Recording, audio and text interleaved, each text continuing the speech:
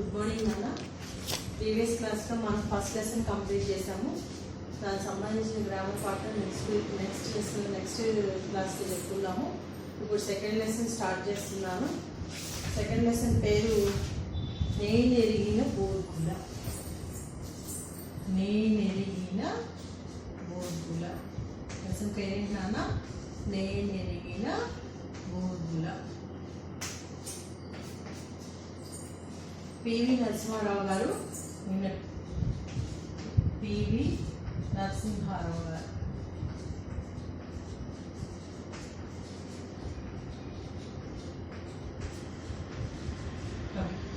రచయిత పేరు పివి నరసింహారావు గారు రాయడం జరిగింది.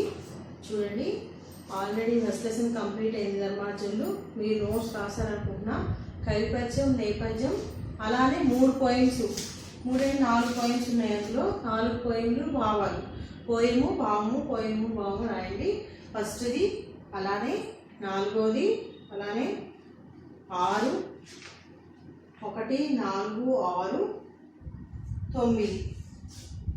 6, 9, 1, 4, 1, 4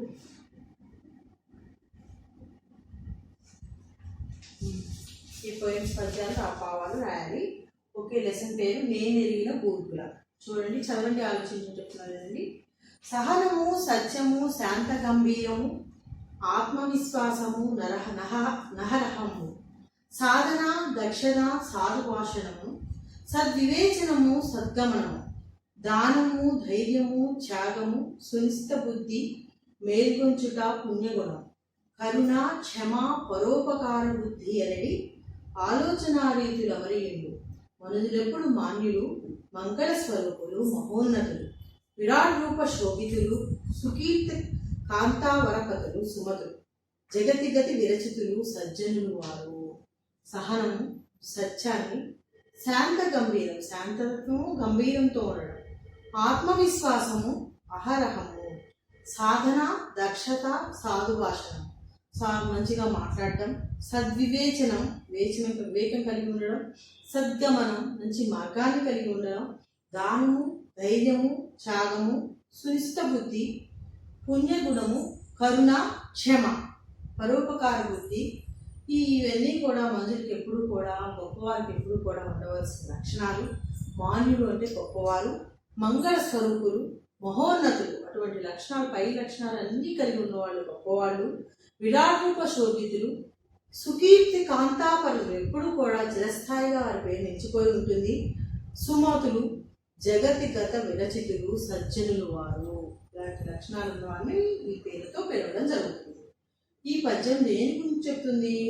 ఒక మనిషి యొక్క లక్షణాలు ఏంటి, వాటి గురించి పద్యం ద్వారా గుర్తించిన లక్షణాలన్నీ కూడా సహనం ఉండాలి, సత్యం ఉండాలి, శాంతం ఉండాలి, ఆత్మవిశ్వాసం ఉండాలి, సాధించే గుణాలు కలిగి ఉండాలి, సాధుభాషణము, సద్వివేచనము, కరుణ, క్షమ, పరోపకార బుద్ధి అన్నీ కూడా కలిగి ఉండాలి. మంచి లక్షణాలు కలిగిన వారిని ఏమంటారు? మంచి లక్షణాలు కలిగిన వారిని మాన్యులు, మంగళ స్వరూపులు, మహోన్నతులు అనగా చెప్పవచ్చు.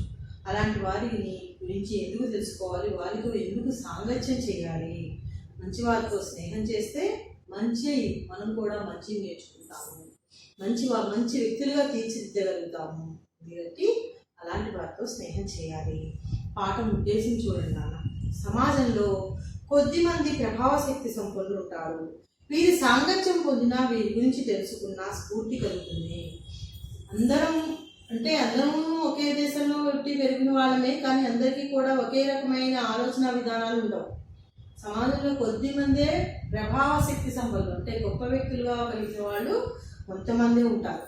వీరి సాంగత్యం పొందిన, వీరితో స్నేహం చేసిన, వీరి అలవాట్లతో అంటే వీరితో సన్నిధానంలో ఉండి గడిపిన, వీరి గురించి తెలుసుకున్న స్ఫూర్తి కలుగుతుంది. మంచి మార్గంలో నడవడానికి అవకాశం కలుగుతుంది.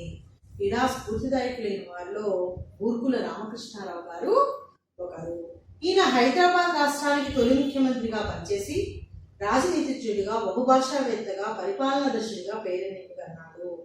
ఈయన మహోన్నత వ్యక్తిత్వాన్ని ఆవిష్కరించేలా పివి నరసింహారావు గారు వ్యాసం రాశారు.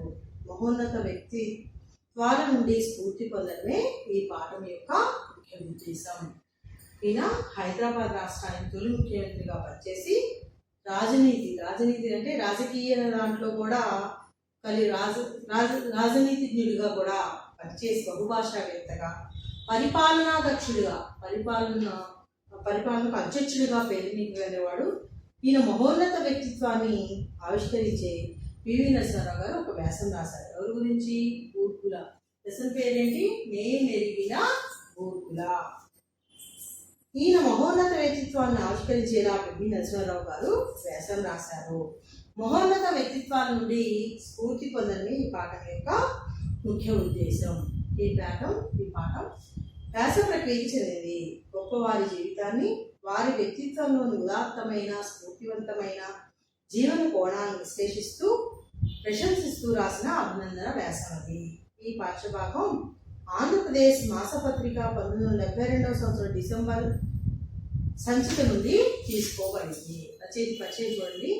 భారత ప్రధానిగా, బహుభాషావేత్తగా, భారతదేశ ఆర్థిక సంస్కరణ పితామహుడిగా, భారతదేశంలో బహుభాషలు వచ్చిన వ్యక్తిగా చెప్పిన వ్యక్తి పివి నరసింహారావు గారు.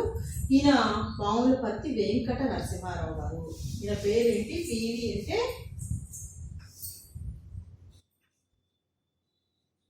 పాములపర్తి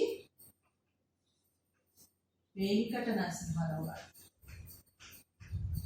వరంగల్ రూరల్ జిల్లా నర్సంపేట మండలంలో రత్నేపల్లి గ్రామంలో జన్మించాడు. వరంగల్ దగ్గర భీంజేమల్ పర్వంతంలో వంగర గ్రామస్తులు రుక్మిణమ్మ రంగారావు గారుకు దత్తపుత్రుడు. ఈయన ఏ గ్రామంలో జన్మించారు పివి నరసింహారావు గారు? లక్నేపల్లి గ్రామంలో జన్మించారు. అలానే వరంగల్ దగ్గర భీమదేవరపల్లి మండలంలో వంగర గ్రామస్తులు రుక్మిణమ్మ రంగారావు దంపతులకు దత్తపుత్రుడు.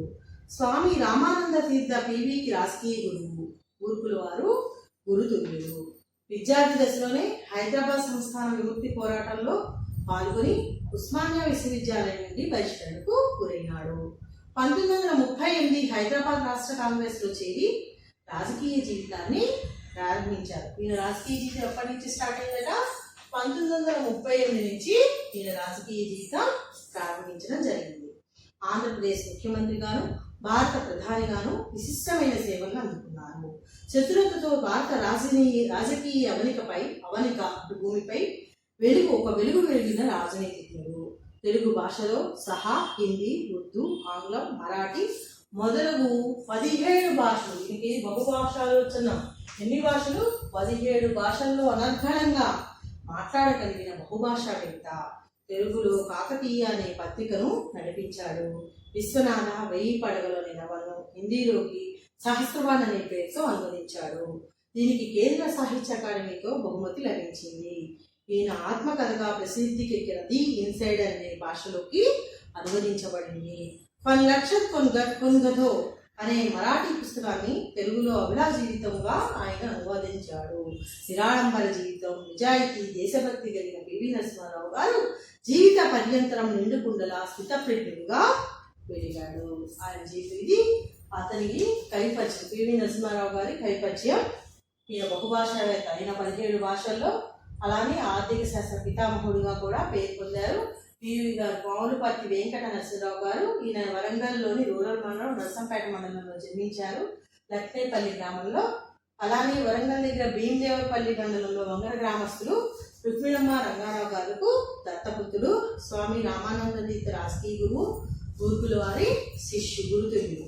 అలానే ఈయన ఆంధ్రప్రదేశ్ ముఖ్యమంత్రిగాను, భారత ప్రధానిగాను విశిష్టమైన సేవలను అందించారు. అలానే ఈయన హిందీలోకి శాస్త్రవాన్ అనే పేరుతో అనువదించాడు. ఈయన ఆత్మకథగా ప్రసిద్ధికెక్కిన ది ఇన్సైడర్ అనే భాషలోకి అనువదించబడింది. నిరాడంబర జీవితం, నిజాయితీ, దేశభక్తి కలిగిన పివి నరసింహారావు గారు జీవిత పర్యంతరం నిండుకుండల స్థితప్రజ్ఞుడిగా కూడా వెలిగాడు. ఇప్పుడు మనం లెసన్లో ప్రవేశించడం చూద్దాం.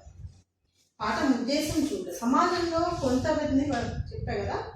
ఓకే, పాఠ్యభాగం ఇది వ్యాస ప్రక్రియ చెందింది. గొప్పవారి జీవితాన్ని, వారి వ్యక్తిత్వంలోని ఉదాత్తమైన స్ఫూర్తివంతమైన జీవకోణాలను విశ్లేషిస్తూ ప్రశంసిస్తూ రాసిన అభినందన వ్యాసం. ఇది వ్యాస ప్రక్రియ చెందింది. ఇది అభినందిస్తూ రాసిన వ్యాసం. ప్రవేశిక. ప్రతి మానవులోనూ సాధారణంగా ఉన్నదానికంటే తన గురించి ఘనంగా చిత్రించుకునే స్వభావం ఉంటుంది. ప్రతి మానవుల్లో మన దగ్గర ఉన్నదానికంటే నేను చాలా గొప్పవాడిని నేను చిత్రించుకునే స్వభావం ఉంటుంది. ఇందుకు బిడ్డంగా ప్రవర్తించిన వారు బహురుదిగా ఉంటారు, చాలా తక్కువ మంది ఉంటారు. రకరకాల ఒడిదుడుకులను ఎదుర్కొన్న విపత్కర పరిస్థితులు సేనావాహినిలో చుట్టుముట్టినా చలించకపోవడం, మనస్థైర్యాన్ని సమచిత్తాన్ని విడనాడకపోవడం గొప్పవారికే సాధ్యమవుతుంది. జయాపజయాలను సమానంగా స్వీకరించడం, మిత్రులు సైతం ద్రోహం తలపెట్టినా ప్రత్యర్థులను దూషించినా సరే ఇవన్నీ ఆటలో భాగమేగా అని స్థితప్రజ్ఞతను ప్రదర్శించడం అందరికీ సాధ్యమవుతుందా? మరి ఇటువంటి వ్యక్తిత్వం కలిగిన వారు ఎవరు? ఈ పాఠం ద్వారా తెలుసుకోండి. ఎవరు అంటే స్వర్గీయ డాక్టర్ గురుకుల రామకృష్ణారావు గారి 5వ వర్ధంతి. వర్ధంతి అంటే చనిపోయిన రోజులు వచ్చే వాటిని వర్ధంతి అంటాం.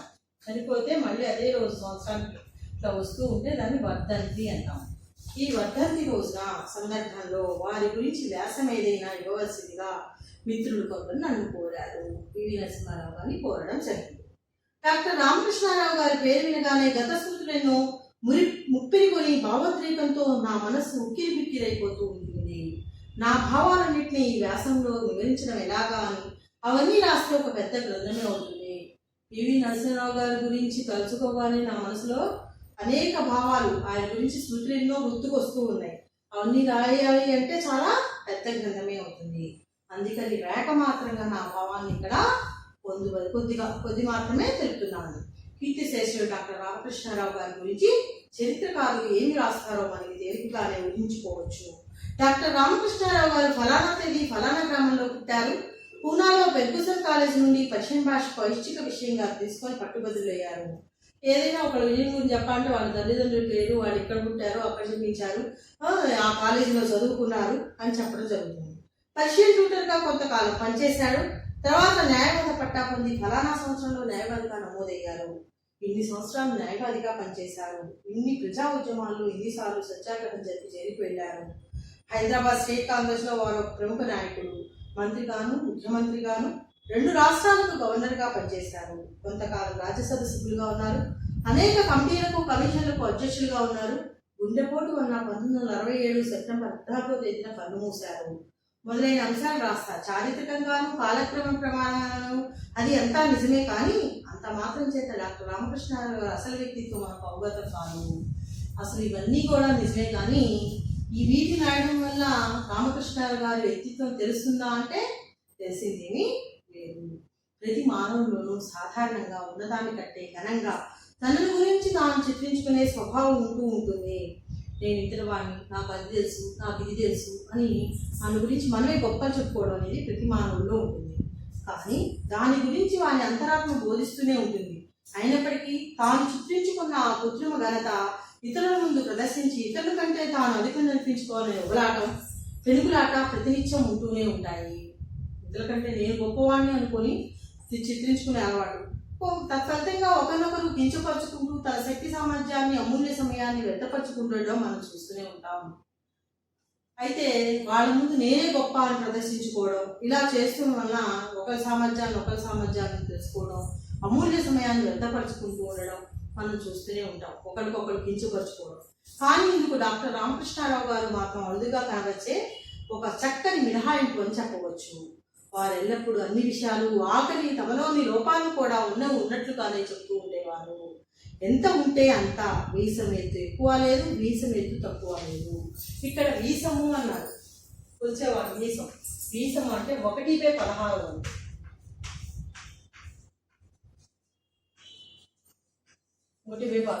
వీసం అంటే ఇక్కడ ఆయన ఉన్నదాన్ని ఉన్నట్లుగా, ఆయనలోని లోపాలను కూడా ఉన్నట్లుగా చెప్పేవాళ్ళట. ఎట్లా? ఎంత ఉంటే అంతే, వీసం ఎత్తు ఎక్కువ లేదు, వీసం ఎత్తు తక్కువ లేదు. వారి పొట్టితనం కొంతవరకు వారి మరుగును పరుస్తూ ఉండేదని కొంతమంది అంటారు. కానీ అంతకంటే సత్యదూరమైన విషయం మరొకటి లేదని నా భావన. అంతకంటే అబద్ధం ఏదీ లేదు. ఎందుకంటే నిజానికి ఒడ్డు పొడుగు ఉన్న చాలా మంది కంటే కూడా వారు అతి చక్కగా గుర్తించబడుతూ ఉండేవారు. తమ వామన రూపాల గురించి స్నేహపూరితమైన ఎన్నో పరిహాసాలను వారే స్వయంగా చక్కటి భావన వ్యక్తితో చెప్తూ ఉండేవారు. లోగడ మన దేశంలో అమెరికా రాయబారిగా పనిచేసిన ప్రొఫెసర్ గాల్బ్రైట్ అసాధారణ పొడగెత్తనం కంటే డాక్టర్ రామకృష్ణారావు గారి పొట్టిదనం వారిని ఏమాత్రం మరుగుపరచలేదు. పూర్వపు హైదరాబాద్ సంస్థాన ముఖ్యమంత్రిగా ఉంటున్న రోజుల్లో డాక్టర్ రామకృష్ణారావు గారు బేగంపేట విమానాశ్రయంలో అరేబియా రాజు ఇబన్ షావుద్ను పుష్పమాలాసగా చేసిన సందర్భం అతిథేయులెవరూ పరస్పర సౌజన్య సౌహార్దాలతో ఎటువంటి ఫీట్ చేయవలసి వచ్చిందో ఆ వినోదకర దృశ్యం ఇప్పటికీ చాలా మంది జ్ఞాపకం ఉండే ఉంటుంది. అలాగే ఒక విందు సందర్భంలో ప్రొఫెసర్ గాల్బ్రేత్ డాక్టర్ రామకృష్ణారావు గారు ఫోటో తీయడం ఫోటోగ్రాఫర్ల కళానైపుణ్యానికి గీటురాయి అని ఆ సందర్భానికి ఒక చక్కని వినోదాన్ని అందిస్తుంది. అలా అంటే ఆయన పుట్టితనం మిగతా హైట్ ఎత్తుగా ఉండడం వీరిద్దరి మధ్య ఫోటో తీయడం ఒక గీటురాయిగా చెప్పవచ్చు. అవసరమైతే విరాట్ రూపం వారు గుర్తించబడకపోవడానికి వారి శరీరాకృతి కారణం కానీ లేదు. అంతకంటే గహనమైనదేదో వారి వ్యక్తిత్వంలో ఉండాలి. ఏదో నిత్య నైమిత్తికంగా రొటీన్ వారు గుర్తించబడడం కానీ గుర్తించబడకపోవడం కానీ జరగలేదు. అవసరం వచ్చినప్పుడు వారు అలాంటి వామనమూర్తి వలె ఇంతింతై ముల్లోకాలు ఆక్రమించి తమ విరాట్ రూపాన్ని ప్రదర్శించేవాళ్ళు. అవసరమైనప్పుడు తన తెలివితేటలు ఉపయోగించేవాళ్ళు. అవసరం కానీ మౌనంగా ఉండేవాడు. అయితే పని పూర్తయిన వెంటనే తిరిగి తన మామూలు రూపంలో విడిపోతూ ఉండేవారు.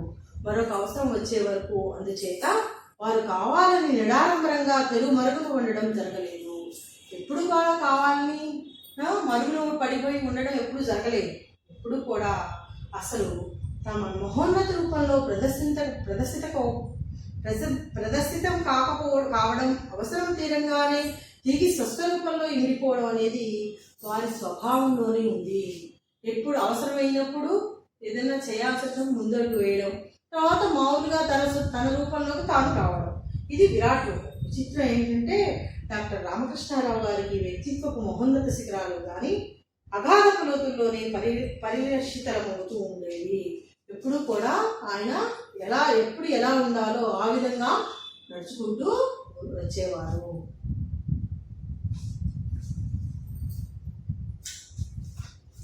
ఇది గోకుల రామకృష్ణారావు గారి గురించి పివి నరసింహారావు గారు చెప్పడం జరుగుతుంది. నెక్స్ట్ న్యాయవాదిగా వారికి కొన్ని ప్రత్యేక లక్షణాలు ఉండేవి. వారి రోరింగ్ ప్రాక్టీస్ క్షణం తీరిక అని చెప్పడానికి వీలు లేదు. అలా అని వారికి కేసులు కొరత ఎప్పుడు కూడా ఉండేది కాదు. కానీ వాటిలో ఎక్కువ కేసులు రాజకీయాలకు సంబంధించినటివి, ఫీజులు లేనటివి. నిజాహిత జీవితం కొందరు న్యాయవాదులకు ఫైల్ పెరగడానికి ధన సంపాదనకు ఉపకరిస్తే డాక్టర్ రామకృష్ణారావు గారి విషయంలో మాత్రం అది తారుమారైంది. వారి వద్దకు వచ్చే క్లయింట్లలో చాలా మందికి ఒక రకమైన నిశ్చిత భావం ఉంటూ ఉండేది. డాక్టర్ రామకృష్ణారావు గారి శక్తి సామర్థ్యాలు, ప్రజ్ఞా ప్రభావాల్లో సంపూర్ణ విశ్వాసానికి తోడు రాజకీయ వ్యగ్రత వల్ల కేసుల మీద ఎక్కువ ధ్యానం ఉంచలేరన్న అనుమానం ఆ క్లయింట్ల మనసుల్లో ఉంటూ ఉండేది. ఏంటంటే ఈయన న్యాయవాదిగా కొన్ని ప్రత్యేక లక్షణాలు ఉండేవి. ప్రాక్టీస్ క్షణం తీరిక లేకుండా అని చెప్పడానికి వీలేదు. అలా అని వారికి కేసులు లేవు అని చెప్పడానికి కూడా లేదు. కానీ వాటిలో ఎక్కువ కేసులు రాజకీయాలకు సంబంధించినవి. ఫీజు లేదండి, ఫీజు తీసుకునేవాడు కాదు. ప్రజాహిత జీవితం కోసం, ప్రజల కోసమే ఆయన న్యాయవాది వృత్తిలో ఉండేవాడు. ధన సంపాదనకు ఉపకరిస్తే డాక్టర్ రామకృష్ణారావు గారి విషయంలో మాత్రం అది తారుమారే. న్యాయవాదులు ఎక్కువగా ధన సంపాదనలో అనేక కేసులు తీస్తారు, కానీ ఈయన అలా కాదు. వారి వద్దకు వచ్చే క్లయింట్లలో చాలా మందికి ఒక రకమైన మిశ్రిత భావం. ఎలాంటిది? శక్తి సామర్థ్యాలు, ప్రజ్ఞా ప్రభావాల్లో సంపూర్ణ విశ్వాసానికి తోడు వారి రాజకీయ వ్యక్తిత్వం వల్ల కేసుల మీద ఎక్కువ ధ్యానం ఉంచలేరని. అంటే ఈయన మిగతా వాటిల్లో ఎక్కువగా ఉండడం వల్ల న్యాయవాదిగా ఎక్కువగా ధ్యాస ఉంచట్లేదేమో అన్న అనుమానం కూడా ఆ క్లయింట్ల మనసులో ఉంటూ ఉండేది. నిజానికి రామకృష్ణారావు గారికి కేసును క్షుణ్ణంగా చదివి తయారవడానికి అవకాశమే ఉండేది కాదు. కేసు చేపట్టేటప్పుడు వారి విషయం అంతా శ్రద్ధగా విని ఆ కేసు తాలూకు ఫైల్ యొక్క వెనుక అస్పష్టమైన నోటును కొన్ని రేఖమాత్రంగా రాసి పెట్టుకునేవారు. అంతే. నిజానికి వాటిని కేసు తయారీ అనడానికి వీలు లేదు. కానీ కోర్టులో ఆ రేఖమాతకు నోట్సే డాక్టర్ రామకృష్ణ గారి జ్వాజ్వాలమానమైన ప్రతిభా విశేషాలు ఎదుటి న్యాయవాదులు బాధాఘాతాలకు దుర్భేద్యమైన కంచుకోడలుగా నిలవడం నేను స్వయంగా చూశాను. న్యాయవాద వృత్తిలో నిష్ణాత్మైన సునిశ్చిత మేధా సంపత్తులు వారు ప్రదర్శిస్తున్నారా అన్నట్లుగా ఉండేది. వారి అనన్యమైన వాదన అంటే అసాధారణమైన వాదన పటిమ. నెక్స్ట్ ప్రోత్సాహం. న్యాయవాదిగా అయిపోయింది ప్రోత్సాహం. ఇటువంటి ప్రోత్సాహం ఉండేది. సీనియర్ న్యాయవాదిగా వారిది ఒక ప్రత్యేక తరహా. నేను వారి వద్ద అందరికంటే జూనియర్గా ఉండేవాడిని. కానీ తల్లికి తన కడగొట్టు బిడ్డపై ఎటువంటి విశేష మమకారం ఉంటుందో అటువంటి మమకారమే డాక్టర్ రామకృష్ణారావు గారికి నా మీద ఉంటూ ఉండేది. చొరవతో నిరాఘాటంగాను నేను వారి ఆఫీసును ఒక న్యాయవాద కాఫీ పానశాలగా పరిగణించి నాకు కావలసిన కేసులను, ముఖ్యంగా జూనియర్ల కొరుకుడు పడిన చిక్కు కేసులను స్వయంగా ఆయనను చదువుతూ ఉండేవాడిని. ఎవరు చెప్తున్నారు ఇదంతా? పివి నరసింహారావు గారు ఎవరి దగ్గర పనిచేశారట? గురుకుల రామకృష్ణారావు గారి దగ్గర. ఒకసారి డాక్టర్ రామకృష్ణారావు గారు జరగడం అయితే నా ఈ చొరవ వారి సీనియర్ గుమస్తా కోప కారణమై ఆయన నా మీద కారాలు మిరియాలు నూరుతూ ఉండేవారు. ఒకసారి రామకృష్ణారావు గారు దాన్ని గమనించి నా చేష్టపై తన ఆమోద ముద్ర వేయడం, అంతటి కారాల మిరియాల ఘటన వీడే జరిగింది. అప్పటి నుండి మా ఇరువురి మధ్య సీనియర్ జూనియర్ సంబంధం పోయి నిష్ఠాప్యంతో కూడిన సమాన స్థాయి చర్చా సంబంధం ప్రారంభమైంది. నేను అంచనా వేసుకున్న దానికంటే ఎక్కువగానే నాలో శక్తి సామర్థ్యాలున్నాయని స్వయంగా గుర్తించగలిగి నన్ను రూపొందించిన డాక్టర్ రామకృష్ణ గారి విశేష నైపుణ్యానికి నేను ఎల్లప్పుడూ జోహార్లు అర్పిస్తూనే ఉంటాను. ఆయన నేను అనుకున్న దానికంటే నాలో ఇంకా ఎక్కువ సామర్థ్యాలను నన్ను గుర్తించి పైకి తీసుకొచ్చారు. కాబట్టి నేను ఆయన ఎప్పటికీ జోహార్లు అర్పిస్తూనే ఉంటాను. వారు నాలో పూరించిన ఆత్మవిశ్వాసమే నాకు శాసనసభల్లోనూ ఇతర చోట్లను కూడా శ్రీరామ రక్షగా ఉంటూ వస్తుంది. ప్రాతస్మరణీయ నా సీనియర్ రామకృష్ణారావు గారి విశిష్ట వ్యక్తిత్వం అట్టిది. రాజకీయాల్లో వారి సమైక్య దృష్టికోణం సంకుచిత సైద్ధాంతికారులకు తావివ్వలేరు. వారు పుట్టింది జాగీర్దారీ కుటుంబంలో అయినప్పటికీ వారు పూర్వపు హైదరాబాద్ సంస్థానంలో తరతరాల నుండి వస్తూ ఉన్న జాగీర్దారీ వ్యవస్థ రూపడానికి వెనుకాడలేరు. వారి స్నేహకోటిలో పెద్ద పెద్ద భూస్వాములు చాలా మంది ఉండేవారు. అయినప్పటికీ వారు పూర్వపు హైదరాబాద్ రాష్ట్రంలో దున్నేవారికి భూమి హక్కునిచ్చే కౌలుదారీ చట్టాన్ని తయారు చేసి దేశంలో సామ్యవాద వ్యవస్థకు మార్గదర్శకులైనారు. ఆ చట్టాన్ని అమలుపరచడానికి వారు ఎంపిక చేసిన జిల్లాలో ఎక్కువగా నష్టపోయిన భూకామందులు వారి బంధువులు రాజకీయ సాధనలే. వారు పెట్టిన భూదానం అంటే భూమిని తీసుకోడు, దున్నేవాడికే భూమి అనే దాంట్లో ఆయన ఏర్పాటు చేసిన దాంట్లో వాళ్ళ రాజకీయ నాయకులు ఎక్కువగా ఉన్నారు. అలానే వాళ్ళ చుట్టాలు వారు ఎక్కువగా ఉన్నారు. అయినప్పటికీ కూడా పూర్వపు హైదరాబాద్ సంస్థాన విచ్చికి తన రాజకీయ ప్రాబల్యానికి స్వస్తివాచకం పలుకుతుందని వారికి ముందు తెలుసు. అయినప్పటికీ అంటే ఇది ఈ రాజకీయాల్లో ఇది తనకి స్వస్తి అంటే ఆయన రాజకీయాలకు అంతం అయిపోతున్నప్పుడు అన్నప్పటికీ గ్రహించినప్పటికీ కూడా ఈ భూదానం దున్నేవానికి భూమిని ఇచ్చే కౌలుదారీ చట్టాన్ని తయారు చేసి తీసుకొచ్చి రావడం జరిగింది. అయినప్పటికీ తనకి నష్టం, ఇతరులకు మేలు చేకూర్చే నిర్ణయాలు తీసుకుంటూ తన రాజకీయ జీవితాన్నంతా ఆత్మపరిత్యాగానికి చివరకు సక్రియ రాజకీయాల నుండి తన నిష్క్రమణకు దారితీసే పరిస్థితులకు వీరి వలె అంకితం చేసుకునే రాజనీతి విశారదులు బహురులు. ఇలా తనకి తానే అంటే అది చెడు చేస్తుంది అని తెలిసినప్పటికీ కూడా మంచి చేయడానికి ముందుకు వచ్చేవాళ్ళు ఇలాంటి వాళ్ళు చాలా అరుదుగా ఉంటారు. డాక్టర్ రామకృష్ణారావు గారు ఏ నిర్ణయం తీసుకున్నా దాన్ని అన్ని విధాలైన జాగ్రత్తలతోనూ మంచి వ్యవహార దశతోనూ తీసుకునేవారు. ఒకసారి నిర్ణయం తీసుకున్నారంటే ఆ నురులైనా దాని మీద స్థిరంగా నిలిచేవారు. ఇది రామకృష్ణారావు గారి సంక్షిప్త రాజకీయ చరిత్ర. ఆయన ఏదైనా భూదానం అదే కౌలుకి ఇచ్చే కౌలుదారీ చట్టాన్ని తయారు చేసి ఆ చట్టాన్ని తయారు చేయడంలో అతనికి అన్యాయం జరుగుతున్నప్పటికీ కూడా ముందుకు వచ్చిన వ్యక్తిగా ఇది చెప్పండి.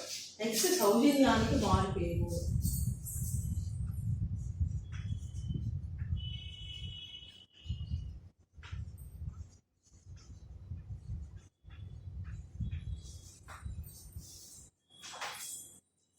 వారి విశిష్ట వ్యక్తిత్వానికి సంబంధించిన మరొక అంశం ఉంది. గత తరంలోని అన్ని సుగుణాల మూర్తిమత్వమే రామకృష్ణారావు గారు. శరాఫత్ అంటే సౌజన్యానికి మారు పేరే వారు. మత దురాభిమానాన్ని పెంపొందిస్తూ రాజ్యమేలుతున్న వాటి నిజాంకు బద్ద వ్యతిరేకి అయినప్పటికీ రాష్ట్రంలోని ముస్లిమానందుకు వారు పరమమిత్రులు, ఆప్తులు. అయితే అతి నిరాడంబరంగా వారు మతాతీత స్థితిని పాటించేవారు. వారి డ్రాయింగ్ రూమ్ ఒక సంస్కృతి ప్రదర్శనశాలలాగా ఉండేది. వారి డ్రాయింగ్ రూమ్ చూస్తే ఒక సంస్కృతి ప్రదర్శనశాల. నిరాడంబరంగా వారు మతాతీత స్థితిని పాటించేవారు. వారి డ్రాయింగ్ రూమ్ సంస్కృతి ప్రదర్శనశాలలాగా ఉండేది. నాటి హైదరాబాద్ ప్రభుత్వ పెద్దలు, కుచ్చుటోపీలు, మౌల్వాలీలు, గడ్డాములాలు, తలపాగల పండితులు, మహోపాధ్యాయులు, గాంధీ టోపీలు వారు, ఖద్దర్దారులు, అధునాతన టెల్లినూకలు ఒకరేమిటి అన్ని రకాల వారు వారిని ఆహ్వానించడానికి అక్కడికి హాజరయ్యేవారు. ఒక్క మాటలో చెప్పాలంటే డాక్టర్ రామకృష్ణారావు గారు 3 విభిన్న తరాల చివరి వారిలా కనిపించేవారు. ఇంతటి విశాల వ్యక్తిత్వంతో వారు ఆనాటి ప్రజా జీవితాన్ని తీర్చిదిద్దారు. అనేక రకాల వాళ్ళు వచ్చారు. అటు పెద్దలు వచ్చేవాళ్ళు, కద్దర్దారులు వచ్చేవాళ్ళు, ఇటు తలపాగ పండితులు వచ్చేవారు, మౌల్వీలు వచ్చేవారు, పెళ్లి నిముకులు వచ్చేవారు. ఒకరేమిటి అటు వాళ్ళు ఇటు వాళ్ళు, అట్లా 3 విభిన్న తరాల చివరి వారిలా కనిపించేవారు. ఇంతటి విశాల వ్యక్తిత్వంతో వారు ఆనాటి ప్రజా జీవితాన్ని తీర్చిదిద్దారు. నాటి హైదరాబాద్ రాష్ట్ర శాసనసభలో శాసనసభ నాయకులుగా వారు సునిశ్చిత మేధా పరిమార్జిత భాష వ్యవహార దర్శకులను మేళవించి ఏర్పరిచిన ఉన్నత ప్రమాణాలను నేటికి ముఖ్యంగా ఈ రోజుల్లో ఎంతో గౌరవంతో చాలా మంది స్మరించుకుంటూ ఉంటారు. అవసరమైనప్పుడు వారు ప్రత్యర్థుల్ని చేసి చెడ్డాడేవారు. కానీ అలా చేయడంలో ప్రత్యర్థుల నుండి రక్తబొట్టు మాట అలా ఉంచి ఒక్క కన్నీరు బొట్టు పడడం కానీ వారి హృదయాలకు రవ్వంత నొప్పి తగలడం కానీ జరిగేది కాదు. పార్లమెంటరీగా డాక్టర్ రామకృష్ణారావు గారు అద్వితీయ కళా కౌశలం వంటిది. ఎవరిని కూడా, ముఖ్యంగా ఆయన రాష్ట్ర శాసనసభలో మాట్లాడినప్పుడు ఎవరి ప్రత్యర్థుల్ని చీల్చి చెండాడడం ఎలా అంటే రక్తం బొట్టు మాట అలా ఉంచి ఒక కన్నీరు బొట్టు పడ్డం కానీ వారి హృదయాలకు రవ్వంత నొప్పిగా తగలకుండా కానీ మాట్లాడడం జరిగేది కాదు. అలానే బహుభాషావేత్త.